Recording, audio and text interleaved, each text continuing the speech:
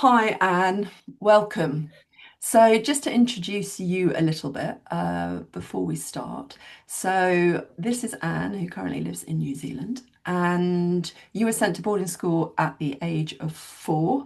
I just heard you Yeah. saying just before your 5th birthday.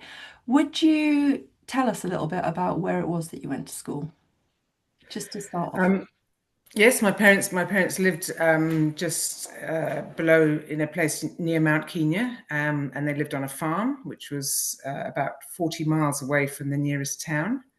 Dad was away a lot. He was a professional hunter, and it was just the thing that kids did then. You know, you went into town and you went to school, and it was a boarding school, and you started when you were 5, and the school term started the week I turned 5, and that was it. There was no preschool or anything like that. It was just one day you were playing around at home barefoot and running around, and then the next day, you're packed off to go to school, and that was it. Yeah.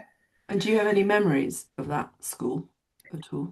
Yeah, I do. I mean, I can remember that first week. It was horrific, and I remember every morning waking up and saying I had a sore tummy because obviously, I was completely traumatized, and so the there were only about 25 kids at the school, and it was run. The teacher was the owner, as it were, and she would say, okay, you can stay in bed. And so at morning tea, I'd obviously get up and participate. And by the Friday, I can remember her saying to a friend of my mum's, you go and have a word with her and see if you can get her out of bed. And so this friend of mum's came and said to me, get out of bed. What will your mother say? Right. And in that moment, I didn't realize until I did your work. That's when my survivor personality just, that was a watershed moment. That little girl ended, and I just shut down and just thought, oh well, I have to go on with this. So yeah, lots of memories of that school, but just that first week is, yeah, But it's so shocking because, as you say, you're barely 5 when you're yeah, describing that watershed moment where that little yes. girl ended. Yeah, just literally, I can remember it as clear as it was yesterday of just Mm. like a robot just giving up and getting out of bed and doing, and then that's, yeah, that was, Right. yeah. And then you continued in that school. Did you go home much? Did you see your? Yes, it was a weekly boarding school, which is almost almost worse because you've got your Monday to Friday, so you go home every weekend. It's like torture, So mum comes and picks you up on a Friday afternoon, Monday morning. Mum would say these little treasure weekends, and then you've got to go back into the you know Lord of the Flies situation, Yeah, and the kids were feral, they, as 5-year-olds, yeah. 6-year-olds are. So yeah, so I was at that school for 2 years, and Can I then just say, just saying that, because there's not enough time, is there, to yeah, kind of shut down, open up in the way that yeah, children do when they're away for longer periods of time. Not saying yes, that's a positive, but yeah, I can just see what you're saying there with the weekly boarding. How, yes. It's yeah, how almost discombobulating it is. yeah, Hard yeah. it. You said so the mixed Yeah, messages of do they want me? Do they not want me? yeah, Yeah. absolutely. Um, and then so that school only you could only go to it for 2 years, and then Okay. you had to go on to another school. So then my parents sent me to a boarding school, um, hours and hours and hours away for the next 2 years, and yeah, Right. and then And we that moved. wasn't going We home moved. weekly. That was No, that was just right. yeah, and I can remember being desperately unhappy there. Just completely feeling like an alien. Yeah. Okay. Um, And do you recall telling your mum or telling that saying, No. Well, I know I can remember, probably in the first week of school or very soon, obviously saying, the kids are teasing me or whatever. And her thing was, and making me repeat this over and over again, sticks and stones may break my bones, but words will never harm me. And that was the only tool I had to defend myself. okay, That yeah. she taught me that. Hmm. And so, and she'd been to boarding school herself, so she knew very well what the situation was. But big girls don't cry, Yeah. and yeah, and so yeah, I can see that that was kind of a form of dissociation because what we understand is that this is the way that kind of children really manage is to disconnect from their feelings with that. yeah, And just hearing that yeah, phrase, okay, this is a way that I cannot feel anything, yeah, telling yeah, myself actually yeah, words will not help me in that way. yeah. Yeah. So yeah, and you know, and when I said I broached this subject with my dad Mm, recently, you know, when I did the work with you, and in a very tentative way, but sort of said to him, you know, about it. How could you have sent me to school so early? And he said, but you loved it. You were always so happy. And I mm. said to him, but Dad, you wouldn't do that to a puppy. And he sort of, he just didn't, You couldn't he didn't comprehend. compute. No, Yeah. he just said, And I think happy. this is what comes up a lot because I've had the same reflection from my own mum. And there's some truth in it, in the fact of like, but you never said that actually, and hearing what you are saying there, it's like, well, I didn't say. And what we Yeah, understand, actually, there's a reason why children don't speak their truth to their yeah. parents, even have the language or the words to But kind of also, yeah. I mean, the kids that did show that they were unhappy, you know, they would have been, they were deemed as crybabies yeah, and laughed at. So, you know, there's no way in God's earth you're going to do that because you'll be dead meat. yeah. But what's so Yeah, sad in lots of ways is like the parents don't know the truth either. It's like everyone's kind of yeah, kept in the dark in order to kind of uphold these kind of the institution and the values of the yeah, institution in lots of yeah. ways. And so Yeah. moving from that school, you then moved to the UK, I understand. Yes, so I was 2 years at the first school, then 2 years at the next school, which was yeah, I can't remember a huge amount about that, but I know I was very unhappy. And then Mum and Dad moved to Ireland and um, chose a school which friends that there were a lot of expat kids at this school in Scotland. So I guess it was sort of it probably advertised on some I don't know magazine or something like that that went out to the you know the colonies as such. So Yeah, I think friends of mum and dad's had found it, and mum and dad signed me up for this school. They'd never even been to it. They had no, they hadn't, they knew nothing. yeah. And I remember mum took me up to the wilds of in Scotland, this bloody school, and I'm you know, shaking and my there's head. The thought is the fact that you've come from Kenya and yeah, suddenly you're in from Scotland. It's hard from enough for Africa, me from Brighton going up to Scotland where yeah, the difference yeah. was. So we flew over from Kenya and we spent the Christmas in London with a relative of mum's, and then we got on a train. Mum and I went to Edinburgh, bought all my uniform in Edinburgh, and then I've no idea how we got to Moffat, and went to this school which was this like it's like a Gothic building, you know, like this Right. grey Yeah. Scottish, you know, and mum dropped me and I you know this is my I can still see her in a taxi driving down the driveway Mm. turning back and waving at me and I'm on the and that was it and she probably spent a sum total of about an hour at the school meeting the headmistress Yeah. and stuck in this dormitory with these kids and I was like clueless I had no you know nothing Yeah. and you just have to you know have to survive. Right. And how do you think you And did do that? How did you survive? So we talk about the survivor personality or how you kind of build this fortress around um, yourself. What I think you was know to begin with, I I suppose I didn't have a best friend for a long time. I know that, and I wanted a best friend. I think I was on the margins of like I just never felt I fitted in, you okay. know. Yeah, yeah. Um, and then slowly made friends. I think I learned quickly to be.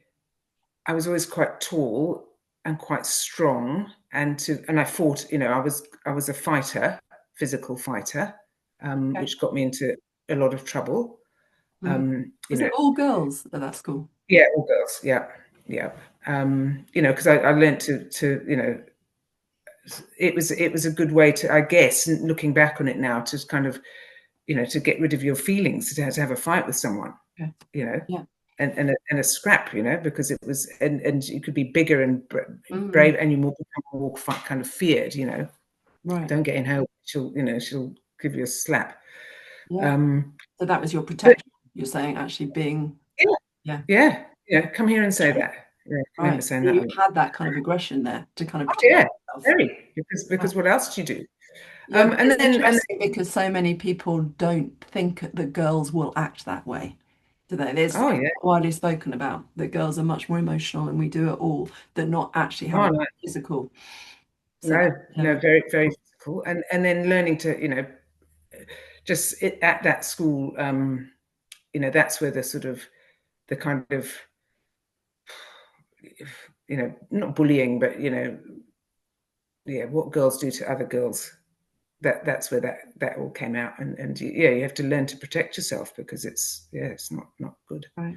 So And by that, what are we talking? Are we talking the kind of shaming, the kind of the way that they talk to each other when you're oh yeah, that and sort of physical stuff, like older girls and yeah. So that was where that all and just sort of um oh incidents where people just break your trust and all this kind of stuff. So you had to grow up on your own and just learn that right, you know yeah, there's some actually people are not very nice, and right. but you're on your own. There's no one to talk or tell.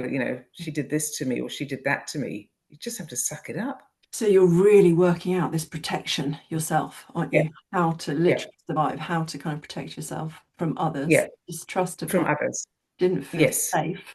I imagine that Yeah. No. hypervigilance there all the time, looking over your 24/7. shoulder. Right, You try and explain that to people, and I think that right, people uh, is that it's relentless. It's 24/7. You're never safe during the day you're awake, but at night you're not safe because you don't know what they're going to do to you. yeah, And to explain that to someone, and they say, my school was awful and my home life was awful and whatever, but you've got to go home at the end of the day, no matter how shitty your home life was.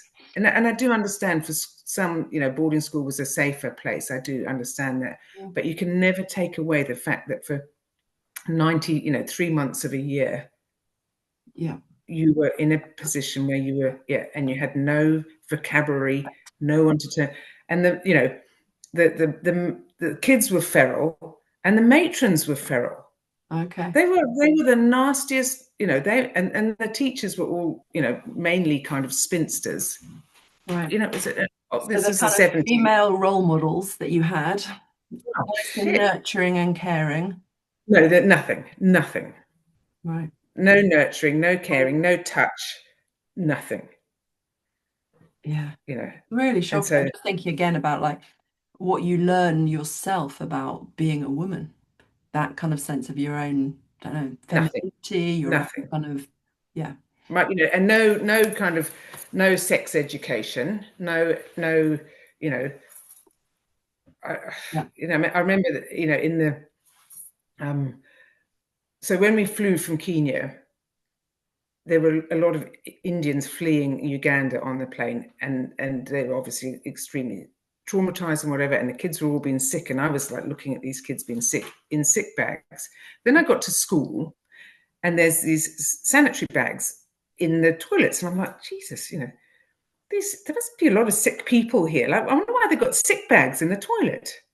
So then I must have asked a friend, and what the hell are those bags for? And she said, "Oh, they're ST bags." And I'm like, okay, I don't know what this is, and I knew not to ask because just don't make a right. You kind of be yeah. humiliated. So Yeah. when I went home, I asked my sister because I knew I couldn't ask my mother.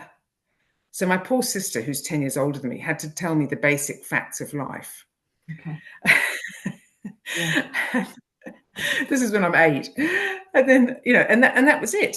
Yeah. And then yeah. So later on in the piece, at that same school, some poor girl's mother had given her "Where Do Babies Come From," and we pounced on this book, and that's where we learned.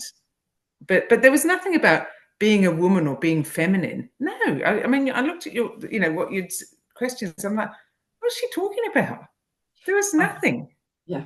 So actually how that you kind of develop your own sense of self, your own sense of and your sexuality, because you Yeah. came out as gay after your marriage, didn't you, later on in life? Yes. And so would you mind kind of sharing with us a little bit about what that was like in a boarding school?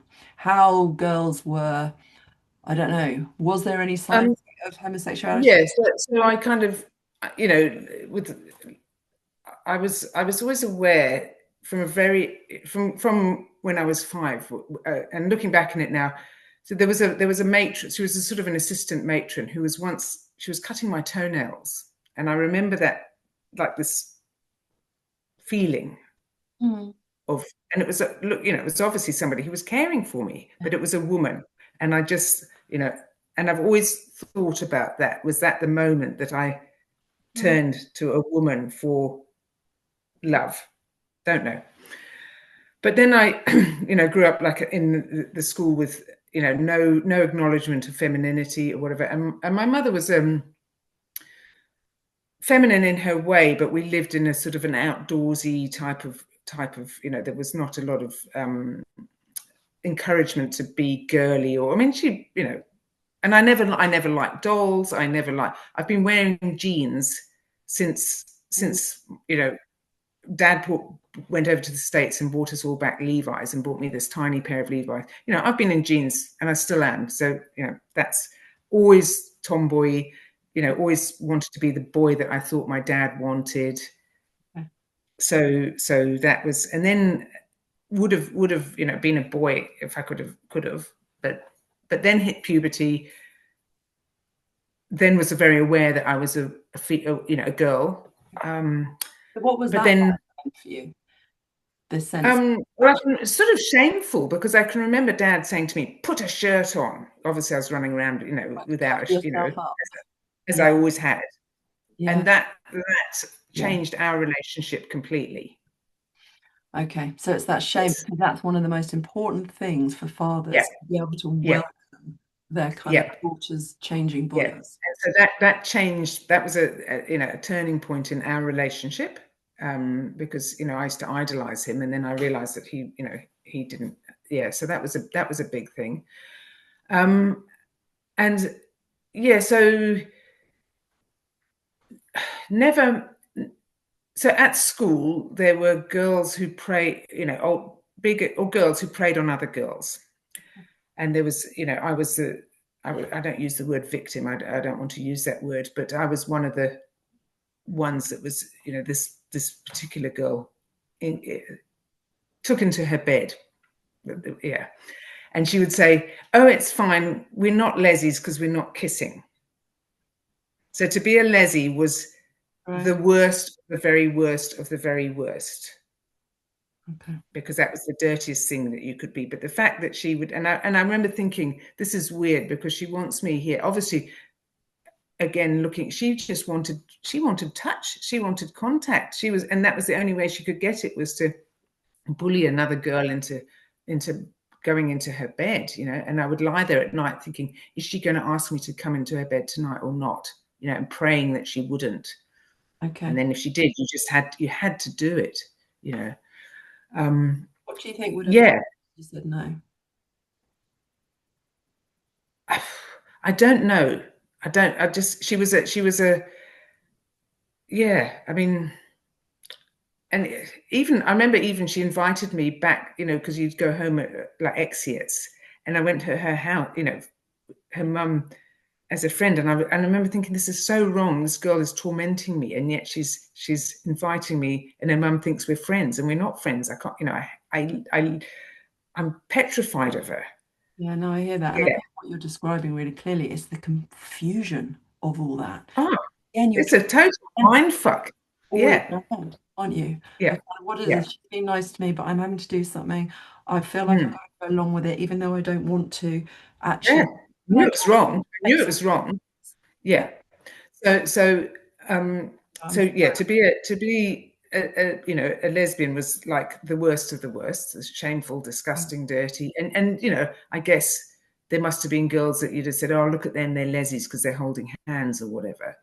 right. So So it's just a way that that was you that. often use to kind of. And then along came puberty and you know, South Africa and boys and whatever. And Just to say, I you then moved to a boarding school. You yeah, moved then to South Africa, didn't went you? to South Africa, Your yep, and went to a fourth board. very Ford boarding school, a very expensive, very elite boarding school. It's one of the top 3 schools in the country. You know, there's 2 boys' schools and a girls' school, all in this one area. Wow. And, now if you say, oh, I went to this school, everyone in South Africa would know, what you do. And I was like a fish out of water. I was this Kenya kid that had been to Scotland that now, it's like, and my mum and dad didn't have the same sort of money that everyone else did. And yeah, Right. it was, and I was a complete oddball. I'm just It thinking just about didn't. your accent. Like, what kind of accent did you have? Like going from, as you say, Kenya to Scotland to like whether you lost. My family speak with what is, if you come from Kenya, it's this sort of accent. So Okay. people say, oh, you talk so posh. I'm not posh. I just come from Kenya. But you It's a sort of held a, on to that when you were in Scotland. yeah, yeah, Right. yeah, Because pretty that's much. interesting because lots of kids will lose that when they to try and Yeah. fit But you see, because the Scottish school was a sort of a hodgepodge of expat kids. There was no, like, it wasn't just all Scottish kids. in. Yeah. There were hardly any kids that came Okay. from, were So local lots of kids. different international Yeah, yeah, students. yeah, Right. and mostly expat sort of English. Yeah, so yeah, so then boarding school, sorry, school in South Africa, and then boys came along, and again, you just went along with the flow, Okay. and it never felt right. And I Okay. was always aware that there were women that I looked at that I just thought I had feelings for, and it starts, I suppose, with a crush on a teacher or whatever, or an older girl or something like that. And I was just knew that there was, and I never had that same feeling about a man or a boy, Yeah. but didn't know. And there was no internet, there was no Ellen DeGeneres, there was no even the libraries, Yeah. So I Okay. and Yeah. believe this or not, until I came out when I was 49, I had never knowingly met a lesbian. Wow. So So I mean, I must have endemic done. in those circles. Yeah. No, no, and I know if I'd been at, say, and I must have done, but I'd never, Right. like when I was at uni and whatever, if there had been that sort of, if I'd met some girls or whatever, I would Yeah. have been in there boots and all. I know I would, but I never, Yeah. there was never a thing, and it was literally, I think I was in probably in my 40s. Well, I was in my 40s and watching. There was a TV program called Cell Block H Oh, I remember that. about, I used to love that. Yeah. and I looked at it and I was like, "Holy fuck, that Right. that's me." So by Okay. this stage, I was married with two kids. There's some irony here. I'm thinking about Prisoner Cell Block H and the kind of institution and the kind of Yeah, Australia. Yeah. yeah. But this is married and two kids, and the only way I can describe it is people say, how did you do that if you're lesbian? It's like wearing your shoes on the wrong feet. Okay. That you So can do it even though they don't it fit. still works. It still works. You can still get from A to B with those shoes, but they're just not comfortable. Yeah. And But and did you know why they weren't comfortable in that way? no, no. And it was only when I saw that program and I just thought, oh my God. But then the shame started Okay. because then, I'm married, I've got two kids, and yet that's definitely what I am. Again, not much internet, blah, blah, blah. Right. Yeah. And you're stuck with Talking it. about And that. my mother was of the thing, you make your bed and you lie in it. I knew that there was no way I would be going to trotting along to mum and saying, oh, I think I'm a lesbian. That was never going to happen. And I was, I had these two beautiful kids, and I'm not going to suddenly, sort of come out.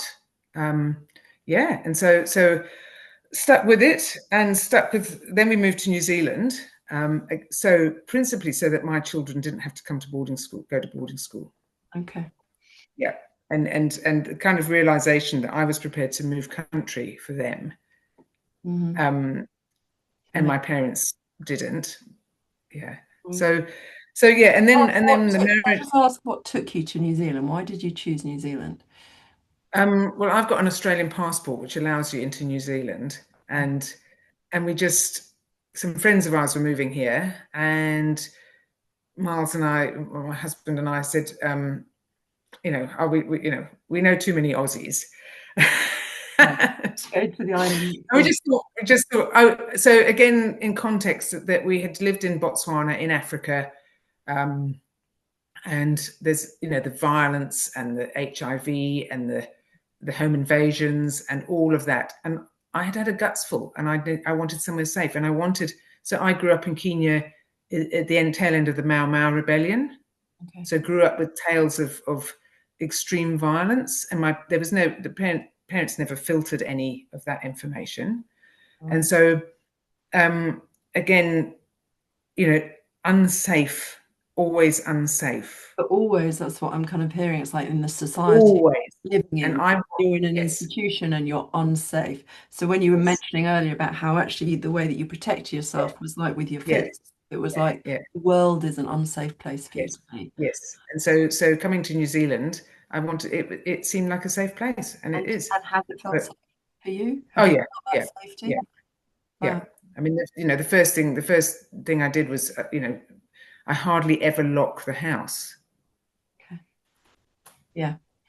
And it's not to say this bad stuff doesn't happen here, because a lot of bad stuff does happen, but it's a very different form of, yeah, it's yeah. Mm. So yes, it's a safe place, and my kids was, Just to share something that I was once told, because although I don't live somewhere maybe as safe as New Zealand, I also, actually, maybe I shouldn't say this, but I have a tendency to sometimes not lock my house.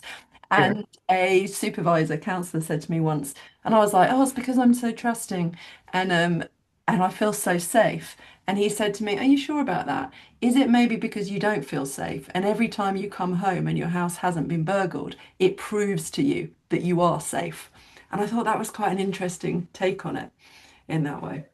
Just a different yeah, on it. yeah. No, I think there is an element of that, of definitely, it's just like, Yeah. yeah, And also, I it's was sort just of. thinking with New Zealand, that sense of how much do you think that because of moving from country to country to country, it becomes easy to set up home somewhere else in a different place? um I think that has Yeah, influenced. I mean, that's a funny thing that you should say that, because my mum used to say that, it would take her 2 days to make a new home, Mm. unpack her stuff, and she's home. Yeah. But I have never felt, I don't understand the concept of home. Yeah. I just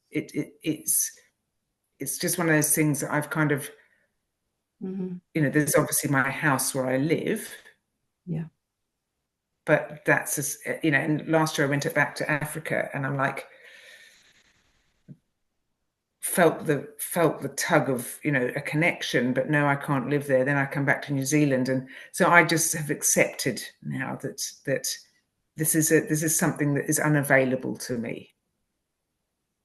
So whatever Yeah, this kind of illusion is, this kind of feeling that you see other yeah, people having, yes, as yeah, and I'm okay with it, because again, it comes back to, really, the only home I will ever have is within me. absolutely Yeah, right. So if you yeah, can find a way to feel that peace and contentment yes, in, yeah. um, It's about looking outwards, not looking outwards for home in a physical thing. It's about looking inwards. yeah, absolutely. Yeah. And where do you feel that you are with that? So I know it's only been, was it only about 5 years ago that you started looking at all this? Yeah. So no. Well, in fact, I heard about it probably about 2010. I was Long time ago. volunteering as a lifeline counsellor, and there was another counsellor who was English, and she said, we were swapping, and she'd been to boarding school, and we were swapping stories, and she said, oh, have you heard about this thing called boarding school syndrome? And there's this woman's written a book about it. And so then I started, like, dipping my toe in the water of this, and just thought, no, no, no, no, that ain't happening. Right. And then over the years, got the Joy's book and read that, and thought, okay, so yep, that's me, but I'm still not, you know, Not going there. the metaphorical school trunk was, when, in fact, I still have my school trunk with AL Whitehead 172 written on it. Wow. That's under the bed, and I remember laughing with a friend and saying, oh, the lock's rusted and the key's long gone, and I'm never going there, never. Okay. But occasionally would do a bit more thing, and then sort of read, you know, the body keeps the score, and thought, if you'd asked me had I been traumatized, I would have said, no, that happened to other people. Yeah. I can remember girls being bullied and whatever, and school made me, sort of resilient and resolute and resourceful. Same old All those things. mantra. Yeah. Me, no. And then when I read that book, I was like, and understand more about sort of complex trauma and all that, I was like, oh, crap, yeah, that probably Yeah, I need to look at this. is me. But I kind of had this vision of if I went to a therapist, I would never be able to stop crying, and of course, But that's as I said really earlier, common. So many people fear yeah, that. Utter terror. yeah. It's like, And again, what so, you described as that kind of, that yeah, protector that you built up, says that yeah. terror of those And feelings. so by this time, fast forward, end of marriage, coming out, long-term relationship with a woman that ended, Mm, a snowball of another train smash of a relationship. But in that train smash, this woman, you know, screamed at me, you're not right. You need help. okay. That was one of her things. You need help, and I'm not fucking getting help. Yeah, and we had this yo-yo on-off relationship, and it was horrific. And she had her own traumas, but that's another thing. But what she did do, which I will be always grateful to, is that in this train smash, I was on my knees and I just thought, I can't do this on my own anymore. I cannot do this on my own. And so then I found a therapist. And then at the same time, I don't do these things by halves. I found your course. Mm, And then just the whole, and I can remember, when I think about it now, that I had to do your course by myself because it was at that stage you didn't yeah, have the it was group. when I just started it, and so So you so only I dealt with got, all that stuff. I yeah. sat here at this very same table, bawling my eyes out, but no one to talk to. Mm, bless You you. know? Yeah, it was the first because it was you and there was two others in Australia that were like, "Can I do it?" Yeah, And I hadn't set it up to do kind of yeah. And when around. I think about it now, it makes me want to cry because I think, how did I manage that on my own and assimilate all this stuff and and plod through it on my, just watching those videos and doing the workbooks and everything. And I think it was only at the end of the course that you and I had sort of an hour-long meeting, and then it was like, that. But just the whole revelation of the what boarding school had done, and the acceptance and the grieving and the anger and all of that. So that's how I came to do. And then that and the therapy just opened up this whole new way of being and enlightenment, and it's still an ongoing journey, but it's just, yeah, I can look back and I can, I've done the anger, I've done the and I think even when you finished that first course and you hadn't done the other bits, and I remember You saying to came you, back, you didn't know you? So what I you did, know I kind of added on 3 extra modules yeah, at the end, and because we then you we could just come said, back. I remember saying to you, what now? You've basically kicked us out of school and cast us adrift. What the fuck are we supposed to do with this now? You've opened this bloody Pandora's box. And now And I you've think, abandoned us.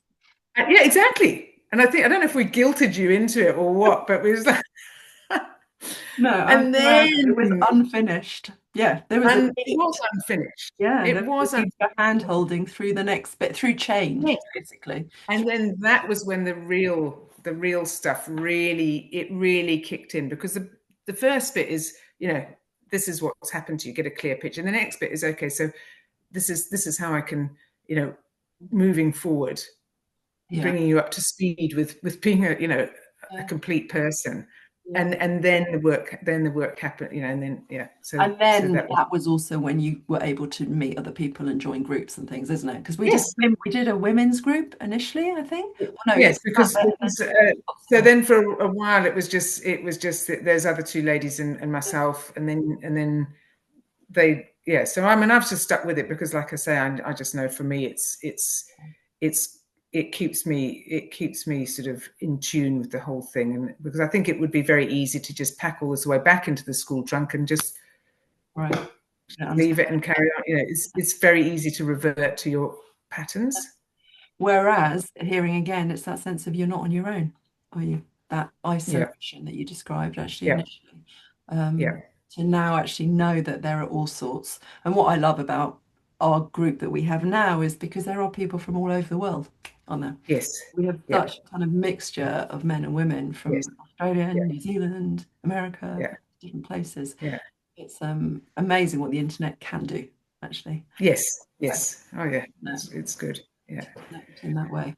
Yeah. yeah. So what would you say? So maybe to complete, to end this, it's been lovely, really lovely talking to you. I was just really struck just then when you were saying, how did I manage to do that on my own? Like to sit there. And I was thinking, God, the irony of what you had described from like 4 to kind of Yeah, 80, of how much you did everything on your own. It's like, well, of course you yeah, can do that on your own. It's this sense of, but what yeah, I saw, what I noticed is that you got to a place of going, but I don't want to do it on my own anymore. yeah, I really don't. And that's a yeah, huge yeah, shift, isn't it? yeah, And to allow that vulnerability, to show that yeah. softer part of yourself, which What soft part? it's there. Yeah, that comes through. So it is, but Yeah, that, actually talking about that, that's one of the things people are most terrified, is, aren't they, of letting go of that toughness because it's I think, yeah. you needed it for so I long. don't. Yeah. Yeah, I've kind of almost. I think that ship might have sailed, to be honest. It's, it's, it is. Yeah, it is really hard. It is really, and sometimes I just give up with that one because it's. Yeah, I don't know how you shed the mantle permanently. You know, you can kind of open it a bit sometimes, but Hmm. you know, we are who we are, and for a lot of me, I'm actually quite in awe of the person who's got me this far. Absolutely. And I think that's something that's really important that often people, there is terror going, are you going to completely let go, get rid of this Yeah, survivor mm, personality? And to be yeah, able to go, no, that's why I'm still standing. And yeah, actually, some of the kind of gifts or strengths that you have as a result of yeah, that, that yeah, have enabled you to still be here. totally, yeah, totally. And it's enabled me to do this work Yeah. and come out Yeah. standing and yeah, And it a enables different you to person. run into freezing cold water in winter. Oh, well, yes. Well, there's another whole story of why we do that, but yeah, Yeah. But it's yeah. those sense, but it's being able to go, okay, I can run into freezing cold water, but maybe I can also, That's just showing how tough you are. yeah, but maybe That's I can take a validating. hot water bottle with me in order to make sure that I'm warm afterwards. It's that being able to kind of recognize Yeah, that actually you might need some yeah, warmth you're looking after too, yeah, to do yeah, that. All right. yeah, Well, it's been wonderful, really, really lovely, and yeah, hearing more of your story. Yeah, just so struck by everything that you had to go through, and really yeah, with the different countries and the culture. And yeah, it's fantastic that you are here yeah, today, yeah, and really wonderful to talk to you. So thank you so much for sharing your story because I think it will be really helpful for people. yeah, Understanding there are a lot of people that would identify with yeah, coming from Africa, being sent to different countries, yeah, as well as those experiences you shared about kind of the lack of any queer role models at school and yeah, what that's like, making sense of your sexuality, and the yeah, career that confusion between, okay, well, we want touch, we want kind of mm, experiences with other girls, but don't you dare call me a yeah, lesbian, and how much yeah, that, yeah, that yeah, impacted. But I'm really glad to hear that you are out and yeah. proud and Very much so. boundary. Yeah, Yeah, that's wonderful. very much so. All right. Thanks, Anne. Take Yeah. care. Bye bye.